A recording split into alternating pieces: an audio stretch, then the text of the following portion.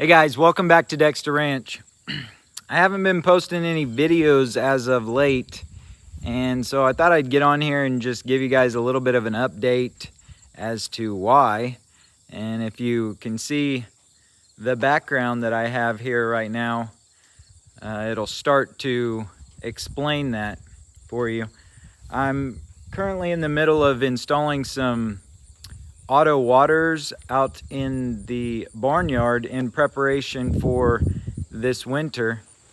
And the weather is currently changing, and I've been trying to get this project done. Ran into some pretty big problems today. As you can see, my trench is now a river. So you know, working on this kind of stuff, a one-man show, definitely you can run into some hard spots, and that's where I'm at right now. So it really makes it difficult to get on here and make a video, and on top of that, it's like, you know, not much to show. I am making a video on the entire process of installing these waters, that will get into all the details of everything that I have to do to get them installed. But like I said, just wanted to get on here and just kind of show you guys where I'm at. It's been a really big challenge with all the rock, getting a trench even made, and now with this rain, I'm sure I'll have some handwork to go back and do, because a portion of my trench is going to be filled in different places. But if you ever hear me say, I got rocky ground out here, this is what I'm talking about. I'm kind of, in some places when I say that that I have rocky ground, I mean that there's no soil. Like this pile over here, as I got to this trench, it was, I bet this is probably about 60 feet, and it took me, I don't know, 4 days after work, not four full days, but 4 days to dig this trench with my little backhoe over there. This is the guy that has been cutting my trees. This is his skid steer. He's just left it out here, but there's been a lot of that going on too, and that's another reason why I haven't been having the time. I've been using the grapple and going out and trying to help him stack trees and clean up as he gets things cut down. But we have gotten a lot of trees cut out in the field, but in doing so and tracking back and forth, all of this stuff is just, first it went to dirt, and now it's just gone to weeds. So there's going to be a lot of work to bring some grass back at some point after all of this stuff is picked up and burnt and gone from the property. The cows are already eating hay. As you've seen over there, we got hay in the hay ring already, and we're right at the 1st of September here, so it's a little bit early to be putting hay out, but with everything going to weeds, I'm still letting them go out and pick around, just because, I mean, the ground really can't be damaged much more than what it already has been by all the skid steers and everything. So they can go out there and peck around and try to find something that makes them feel good or whatever. So but got a lot of trees cleared out here behind me. Nice big lane opened up. Really, there's been the clearing has gone really good. I don't know if you guys seen my video where I was talking about getting help from the state to clear these trees, but I've kind of decided to go a different route than to take that money from them. So this is just going to be I guess a step improvement. I'm not going to take every single tree out, and I don't know if I ever will. That was kind of one of the things that made me decide not to go ahead and take the money from the state to help clear these trees off of here, is just because if you take the money from them, then they want you to clear every single tree. Well, in my case they do, because 99% of the trees on my property are considered an invasive species.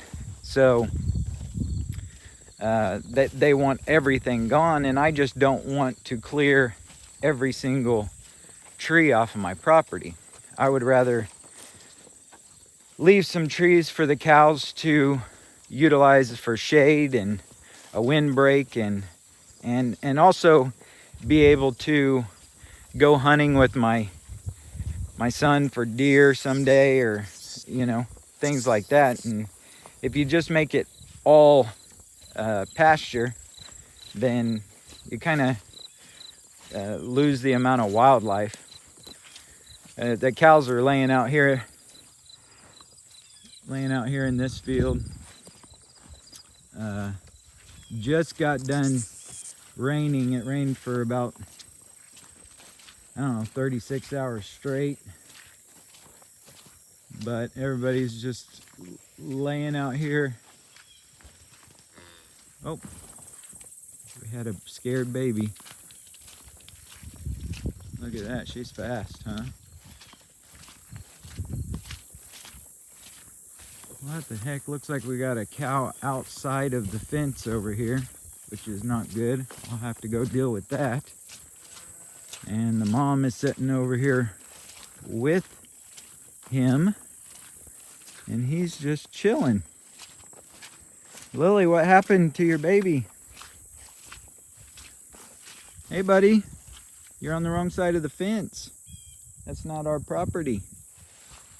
Come on. Go. Gotta go.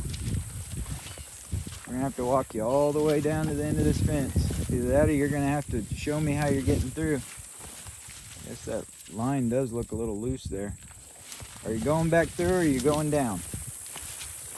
Let's get it going.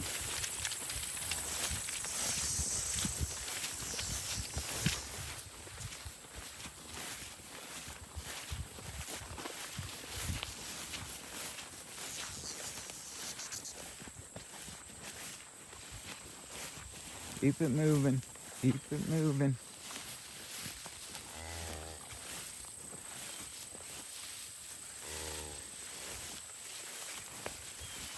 It's all right, Lily. We'll get him back in there. No worries.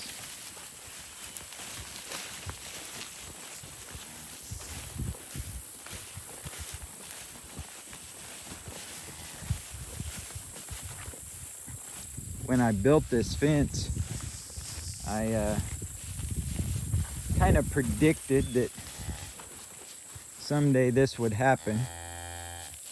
Ah, gosh, way to go. Yeah, so this is the problem that I'm starting to see with this thinner barbed wire.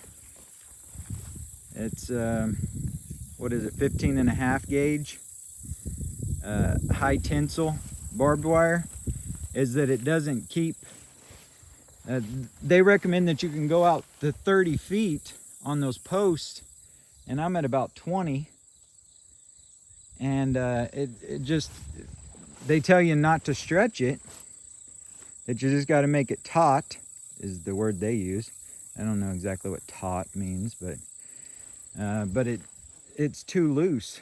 So I'm gonna have to go through and add fence stays, probably 2 fence stays in between each post, in order to keep these guys from going out. But down at the end of this fence, I had created a little alley going back into my property, just for when something like that happened. Good thing is that it's only the,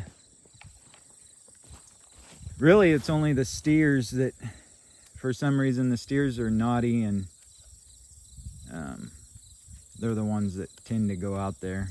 But they'll go out there, but then they just do what he did. They just lay down, and then even if I wouldn't have found him like that, as soon as the rest of the herd started walking back up to the barnyard or whatever, he'd get scared and come back in anyways.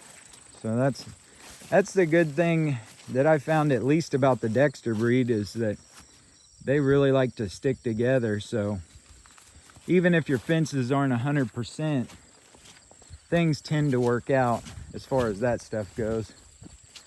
Because once they're old enough to where they would be willing to take a walk on their own, they're usually too big to get through those gaps. So yeah, but a lot of work every day, and the days are getting shorter and shorter every day. So that means that you have less time to do work. Once I get off of work, I have less time to do work. So I get off at 5 o'clock, and right now it's getting dark shortly after 8 o'clock. So that's just a couple hours, and then here pretty soon, you know, we'll fall back on the time, and that'll be cut down even more, to the point eventually there won't be any sun left after 5 o'clock. So just kind of in a race to get as much of this as I can done before winter hits. But yeah, keep an eye out for, I don't know exactly what I'm going to name it yet, but I'm filming little clips in between while I work on this Ritchie water install out here in the barnyard.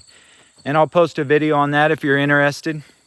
Trying to get back to where I can start making some more videos about Dexter cows and, you know, all the stuff that I used to make videos about. But for now, this is what I got for you guys. And channel's getting really close to 1,000 subscribers, so if you haven't subscribed yet, make sure you subscribe. There's a lot of good stuff coming up. If you like the video, if you like listening to me jammer on about why I haven't been engaged with the channel lately, then hit the like button, and like I said, subscribe to the channel, and we'll see you guys on the next one. Bye.